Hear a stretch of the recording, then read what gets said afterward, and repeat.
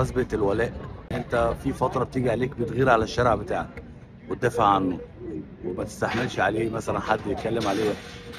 تكبر شوية مثلا او تطلع بره الشارع فبتدافع عن المنطقة وتخلي محدش يتكلم عليها وحش. بعد كده بتطلع بره المنطقة بتاعتك بتخش على المحافظة، ومن المحافظة على الدولة، وبتبدأ ان انت بتدافع عن المكان اللي انت عايش فيه اللي ولائك ليه. فدلوقتي كان في حد بيتكلم معايا بيقارن ما بين دبي وسنغافورة وبيقول ان سنغافورة احلى اوكي، سنغافورة جميلة وبلد حلو ما قلتش حاجة، ولكن انت ما شفتش دبي. فولائي للبلد نفسها خلاني احس ان انا بعمل حاجة يعني عظيمة وان انا لا، انا بدافع عن البلد دي، وحتى انا مش من البلد اصلا يعني، ولكن انا عايش في دبي من 2014.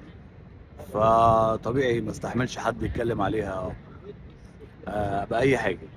وحتى المقارنه يعني، حتى لو احنا بنقول ان هنا البلد دي بلد فعلا آه، جميله جدا وفيها كل حاجه حلوه، ولكن ستيل ان انت ما تتكلمش على دبي. ما حدش يتكلم على دبي يا عم، انا دافع عنها. فبس ده الحاجه اللي حبيت اشارك فيها.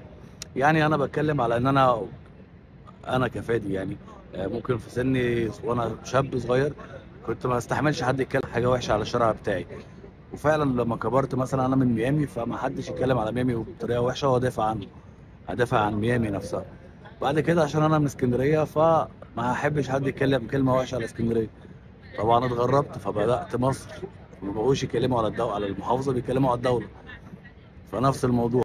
دلوقتي انا بقيت في موقف ان انا بدافع عن دوله تانية خالص، في دوله تانية خالص. يعني انا بدافع عن دبي وانا في سنغافوره، وهو مش دفاع، هو بس وجهه نظر. ولكن الفكره كلها ان انا يعني انا مبسوط ان ده حصل، مبسوط. وهنا انا اقدر اقيم ولائي ب 100% لدبي.